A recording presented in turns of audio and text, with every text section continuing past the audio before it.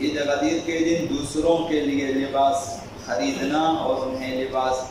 دینا اور جوتے وغیرہ خریدنا، اس سلسلے میں شاید پہلے بھی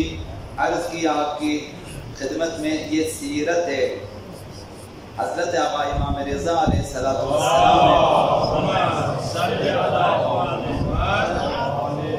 کہ راوی کہتا ہے کہ میں آقا امام رضا علیہ السلام کی خدمت میں تھا کہ عید غدیر کے دن وَبِحَضْرَتِهِ جَمَاعَةٌ مِّنْ خَاصَّتِهِ، آپ کے خاص اصحاب کچھ آپ کی خدمت میں تھے، قد احتبسهم للافطار، آپ نے انہیں روکا تھا افطار کے لیے، یعنی غدیر کا دن تھا، ان کے اصحاب نے روزہ رکھا تھا اور شام کو آقا امام رضا علیہ السلام نے انہیں روکا کہ بیٹھے یہاں پہ افطار کریں، یہ افطار کی سنت۔ وقد قدم الى منازلهم،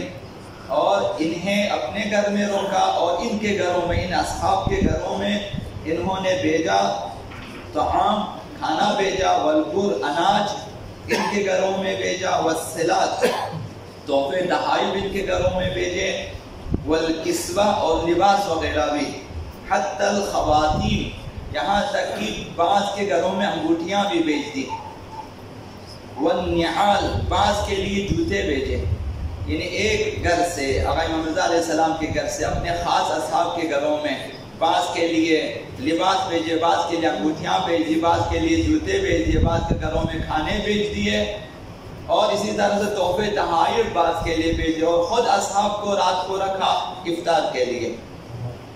تو عید غدیر کے دن جو ایک بہت ہی اچھی چیز ہے، آپ کھانا دے دیتے ہیں، مثلا اگر رات کو رکھیں اور سب کو جو بھی روزہ رکھتے ہیں مثلا ان کو آپ دعوت دیں کہ بھائی آ کے ہمارے گھر میں افطار کریں، یہ سنت آقا امام سیرت آقا امام رضا علیہ السلام۔ ہدیہ دینے کے سلسلے میں آقا امام رضا علیہ السلام نے فرمایا عید غدیر کا دن یوم الحبا والعطیہ، حبا یعنی ہدیہ، تحفہ، اور عطیہ کی ایسے ہی جو لوگ دے دیتے ہیں،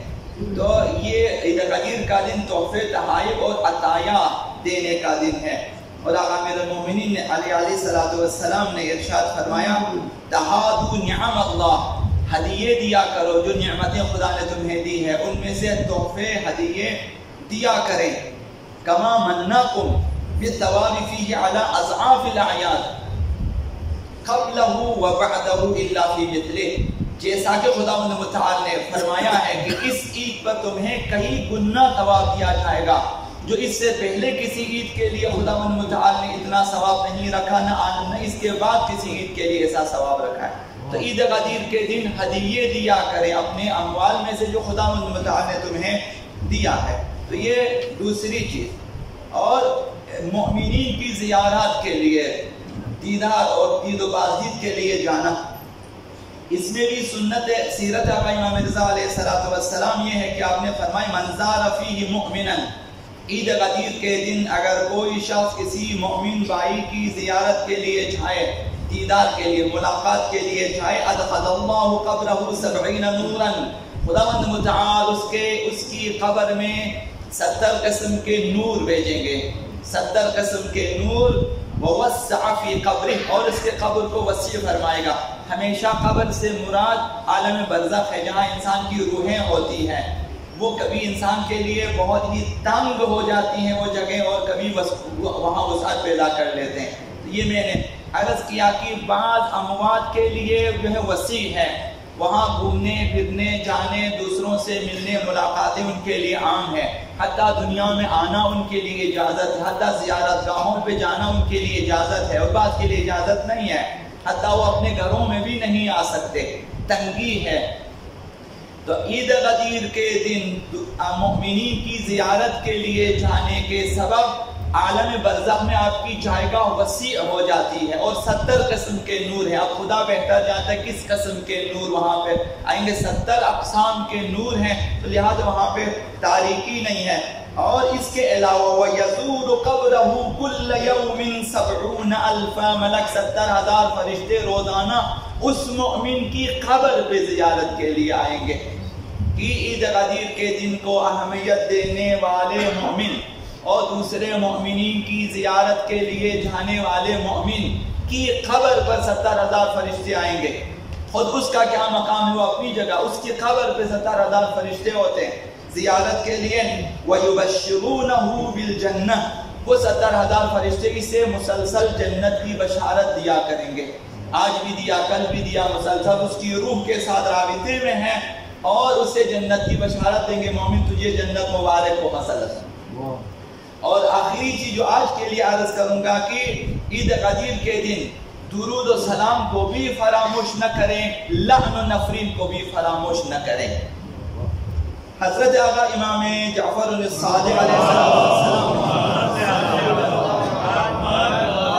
ارشاد فرمایا تکثر الصلاۃ علی محمد و آلہ، پیغمبر و آل پیغمبر پہ کثرت سے درود پڑھا کرو.